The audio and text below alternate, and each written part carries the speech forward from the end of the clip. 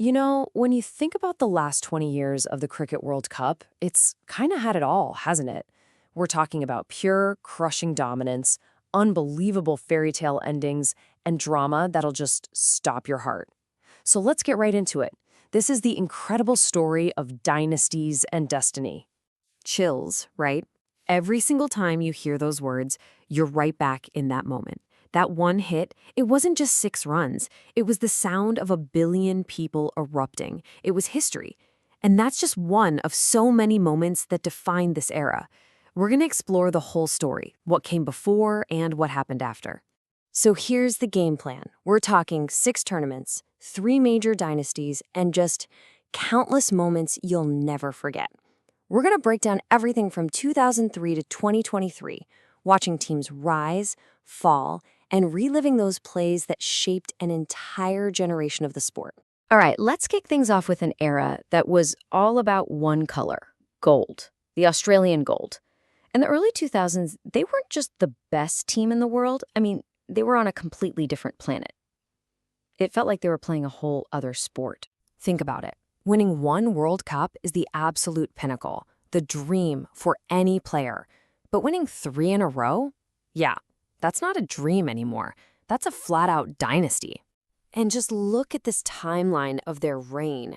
It's just relentless.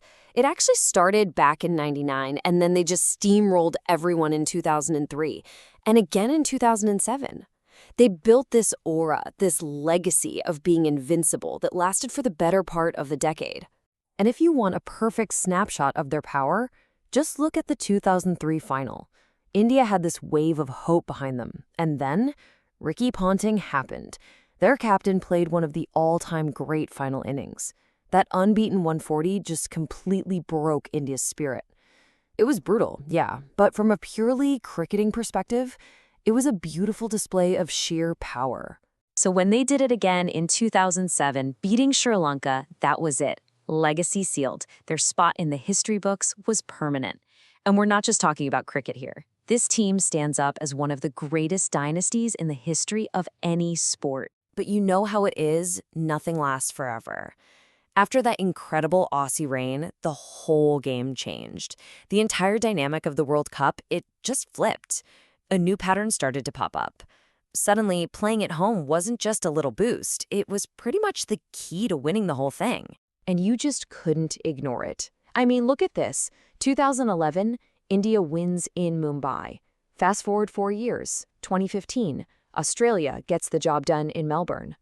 All of a sudden, it felt like that roar from your own fans was the secret sauce you needed to lift that trophy. That 2011 World Cup was a real game changer. It was huge. For the first time ever, a host nation actually won the thing. India, led by the ice-cool MS Dhoni, soaked up all that insane pressure and finally broke Australia's long streak. And it all ended with, well, that 6. And then, just to prove it wasn't a fluke, Australia did it again in 2015. They came right back and won the whole tournament on home soil, with Mitchell Starc just breathing fire the entire time. And you got to give a shout out to their co-hosts, New Zealand. What a run they had, making it to their first ever final. Just incredible. Okay, so that brings us right up to the modern day. And in this era, the story wasn't just about who won, but how they won. The finals themselves were the main event. We're not talking about easy wins here. We're talking about 2 of the most intense, heart-in-your-throat finishes you will ever see. Where do you even start with the 2019 final at Lord's? Was it the most controversial final ever? Maybe. It literally had everything you could want in a drama.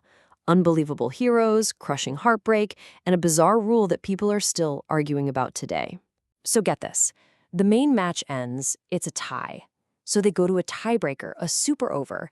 They play that, and it's a tie. Still tied. So they decided a winner on a technicality, a boundary count-back rule. England won because they'd hit more 4s and 6s.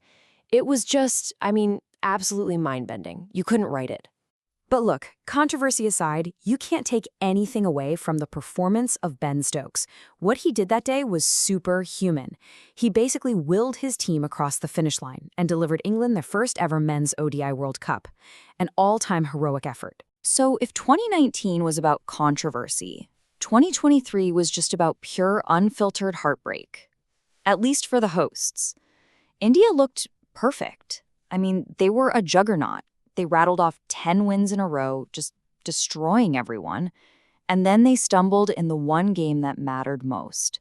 And who was there to spoil the party? Who else? Of course, it was Australia. In front of a massive home crowd in Ahmedabad, they just put on a clinic, a tactical masterclass. They silenced that entire stadium and walked away with their sixth World Cup title. Just stunning. Okay, so, wow, what a ride that was. Now that we've gone through it all, let's pull back a bit. What's the big picture here? What are the main takeaways from these last 20 years of World Cup cricket? Well, the numbers don't lie, and they tell a pretty clear story. Over these 6 tournaments, Australia won 4 of them. 4 out of 6. That's just staggering. They started this era with a win, and they ended it with one. Total dominance. Let me put that another way for you. 2/3 of the World Cups in this entire 20-year span went to one country. India and England had their incredible, historic moments, for sure. But there's no arguing it. Australia was the team that defined this generation. And it wasn't just about the teams, right? We saw some legendary individual records. I mean, what Virat Kohli did in 2023, scoring all those runs, that was just next-level stuff. A brand new record for a single World Cup. And then you have the legendary Glenn McGrath, who set the all-time record for most wickets in World Cups, a record that still hasn't been broken. So when you really boil it all down, this whole 20-year saga comes down to a few key themes. You've got the unstoppable Australian dynasty, you've got the rise of the host nations changing the game, and you've got this amazing era kept by 2 of the most unforgettable finals ever, plus the records from legends like Kohli and McGrath. And that really just leaves us with one last question to chew on.